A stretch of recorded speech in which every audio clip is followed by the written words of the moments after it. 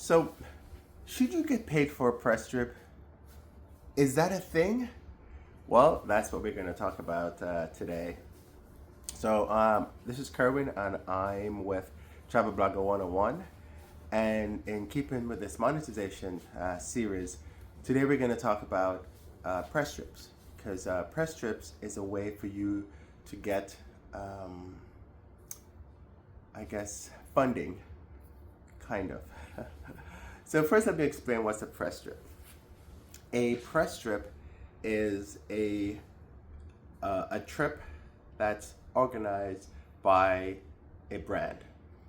So, for example, and the whole idea is it dates back to back in time, where companies would invite people to come and experience their product and write a story about it, and those people are the press. And so brands let's say Bilbao will invite travel journalists to come in and experience Bilbao, and then they write about it. Now, what used to happen in the quote unquote olden days is these publications would pay their journalists. So if I'm working for, say, New York Times, for example, the New York Times is already paying me, and this is just a story assignment that the New York Times has assigned me to a story, and that story happens to be a press trip in Bilbao. And then what would happen is, so Bilbao Tourism is not paying the New York Times for the story. The New York Times is paying its writer for the story, because that writer is going to write about the story. This still happens today, but in addition to that happening, what happens is that you have bloggers and travel content creators, and because there's a certain amount of influence that we have as travel content creators and writers, a place like Bilbao will see that, hey, it makes sense to me to invite, say, let me invite Kerwin to come over because he has X number of followers who are my target audience, and then he can write a story about it. So I'm going to take him over. I'm going to wine him and dine him. I'm going to pay for his flights to get over. I'm going to pay for as long as he's on the ground working, quote unquote, for me, I'm going to take care of everything.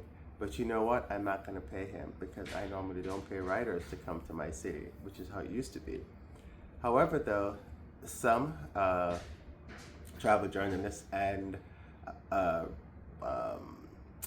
writers or content creators do get paid for press trips. I've never been paid for a press trip. But what you can do is, if you don't get paid up front, what you can end up doing is getting paid on the back end. And I'll kind of explain how that works.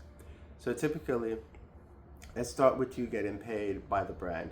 So the brand will contact you, and because you're influenced, they will say, hey, we have a press trip, and you're like, well, I don't work for free. You need to pay me for my time. Because when you think about it, right, the brand picks you up and you're gone for 3-4 days, and the only thing you do for those 3-4 days is work for the brand. And I gotta tell you, press trips is work, because you get up first thing in the morning, and then you end up coming back really, really late at night. And then the next morning it's the exact same thing. The last press trip I was on was one to Cancun, and we started at like 7 a.m. because we had to get on a boat to go to Isla Mujeres, and then we were all over there. But during the whole time, they took care of everything. But when we came back at night, it's late at night, and now we have to, and during all that time, you're putting stuff on social media, you're photographing, you're taking videos and all that kind of stuff all day long, because you're working. When you come back in the evening, you're so tired, but you still have to, you have to charge your batteries, both internal batteries and the batteries of your equipment. And so there's a lot of stuff that you still have to do, and then you have to make sure you're up for whatever time they're gonna say you need to go in the next morning. Oftentimes there are no rest periods. It's just work, work, work. And one of the things we're trying to tell brands is, you need to give us a little time in between. Give us some downtime, because during that downtime, we want to do something that we maybe maybe we're at the hotel and want to explore a spa activity that you didn't include in the whole experience. There might be something else. Maybe I want to go into the city, because sometimes you go into these towns and you never experience anything that you want to experience in the town itself. Everything is controlled. So you go here, whatever, you eat food here because they've already arranged with this particular restaurant to eat. You see a little spot around the corner that has ice cream. You don't even have time to go there because everything is all scripted. And so, because they want you to have a specific experience, they want you to go see specific things because they want you to write about these specific things. So oftentimes, some people will come back and say, you know what, I need to come back to that town because I didn't get a chance to see anything that I want to write about. I only saw things that you want me to write about, but those are not necessarily the things that I want to write about. It's not necessarily the things that my audience might be interested in. One of the things that a lot of press trips forget is, and it's a gripe about press trips, sorry, is they forget that the regular people are going to do the trip based on my writing, right? And so they'll pick you up in a car, and they'll take you where you need to go. But then when somebody comes in, how do they get to these destinations? And sometimes you have to ask. And they're good about telling you when you ask, but you always have to ask. So that becomes a little issue. But that's not that. Well, that's just giving you an idea of how press trips work. They are work, they're not vacations, and but we don't get paid usually, except like I said, some influencers can command to be paid because they have a large following. But 9 times out of 10, maybe 8 times out of 10, maybe 7 times out of 10, you're not gonna get paid for a press trip. You're just gonna get compensated in terms of you'll get whatever accommodations. Some of them are actually cool. Like I've done some helicopter trips and press trips that I would never have done otherwise, and I'm so excited about that because I like that kind of stuff. Now, when I evaluate press trips, I usually think of it as, here's what they're asking me to do. Here's what it would have cost me if I was going to do this experience myself. And is this something I want to do? Am I going to get to review an airline? Am I going to get to fly on a new airline? Am I going to get to do like a train service? Is this a new country I'm visiting? Is this a new city I'm visiting? So once I evaluate all those and I go, yes, this would have cost me more, then let me do it. So now, because I'm not getting paid for it, I have to think about how do I make money on the back end. Now, if I'm a travel journalist, my company is paying me to do it, or whoever gave me that assignment is paying me. And in return, I'm going to write a story about this place or this experience, and they're going to print it in their magazine. And then, their advertisers are going to make money in it. And my work is done once I give them my story, because they've already paid me for it. And so, I guess as a travel journalist, I end up getting compensated twice, kind of, because I'm getting paid to go on the assignment, plus I'm getting the benefits of the assignment. Now, there are all tax implications of all that. I'm not a tax person, so you need to talk to your tax persons about how you put that on your taxes and things like that. I've had some friends who've done some very, very cool experiences. They've done cruises. They've gone to Antarctica on an airplane, which is a very cool experience. So I will always do that experience, and you don't have to pay me, because it is something, to me, that is something that I can monetize in the back end. Plus, it's also something that I would have cost me a fortune to do, right? But some people don't think that way. I'm not faulting anyone. Everybody does their own business systems. So let's talk about, I was going to talk about how do you monetize on the back end. So you've gone on a press trip, you've done whatever the press trip is. Now when you go on a press trip, don't whine, because you already agreed to what they're telling you to do. So yes, if it's a 12-hour day, that's what you agreed to. So get your butt up and go and do what they tell you to do, because that's what you agreed to. You can whine later, but not during the press trips. It's just not professional to do that. And I've seen people do that, and it's very annoying. I've actually had to tell people to, look, get it together. And then they're like, oh, okay. I'm like, no, you can't be whining on a press trip. So when you see people behaving badly, you tell them that they need to not behave badly during these press trips, because it makes it bad for other people, right? Then the brands are going to go, well, I don't want this person on my trip, or I don't want influence on my trip because they want this and they want that and things like that. So how do you monetize on the back end? The best way to do that is you have to pitch other magazines. So like as I record this, United just announced they're going to Bilbao, and I've been to Bilbao it wasn't a press trip. I actually paid my own. It was at the tail end of the trip. T-Bex, the organization, they were offering press trip, but I didn't get one of those press trips, so I went to Bilbao on my own, and I explored Bilbao on my own, and I actually did quite a good job. I used a program called Guide Geek and asked it questions, and it told me where to find different places. And then I went and explored those places on my own, so I can actually write about them, and I have photos and things like that. Bilbao is a beautiful city, by the way.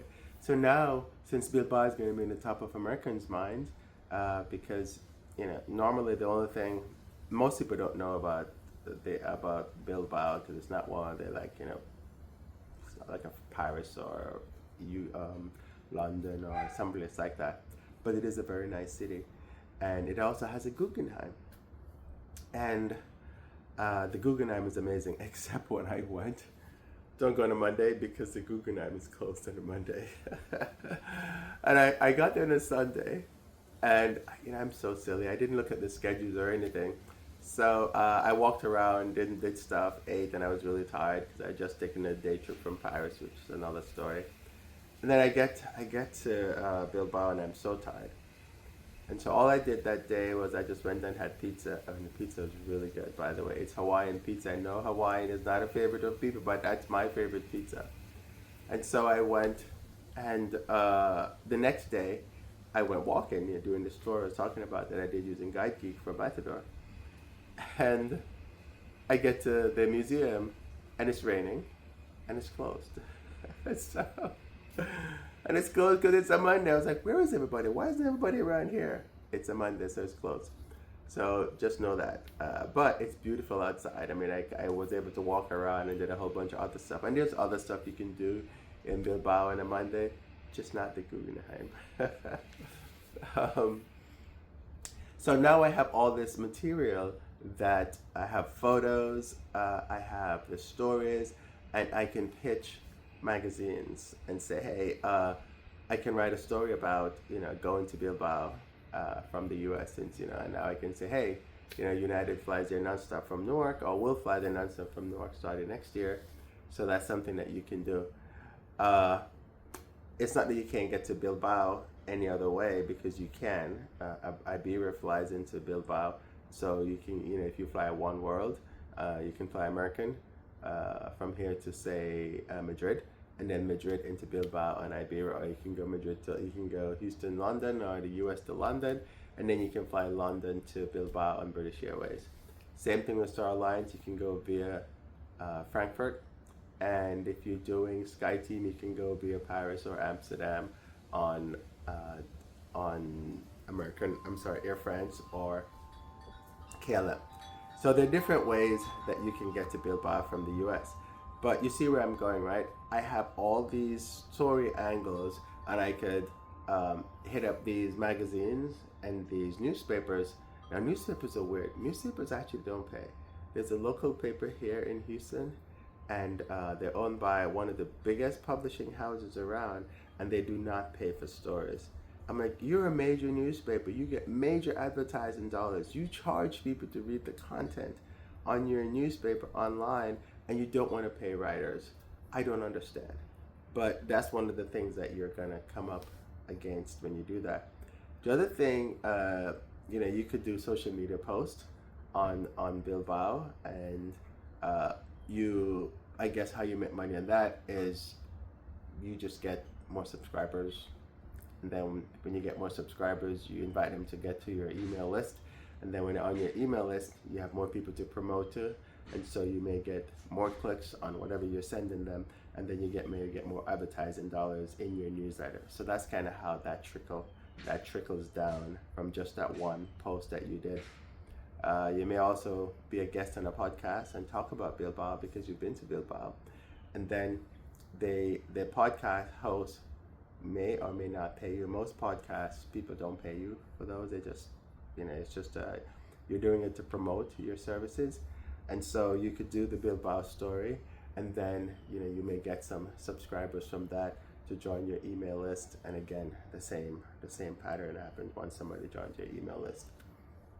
The other thing that you could do, and if you have any ideas about how you can, once you've done a press strip and you have the story, how you can monetize it, feel free to leave a comment.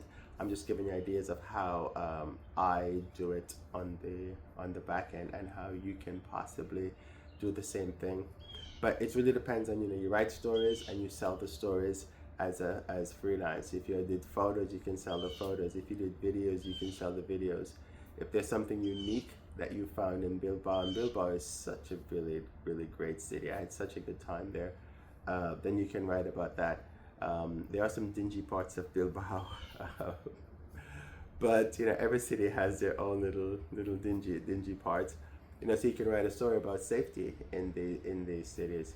And if you have media buying, which is where I haven't talked about making money from ads on your website yet, but if you have media buying or eZoic or AdThrive or one of those, then and you show up in the search engine for Bilbao, which is probably quite difficult to do, then you get some search engine juice from that. So that's kind of how you would monetize on the back end, because you didn't get paid to do it on the front end. Paid in raw cash.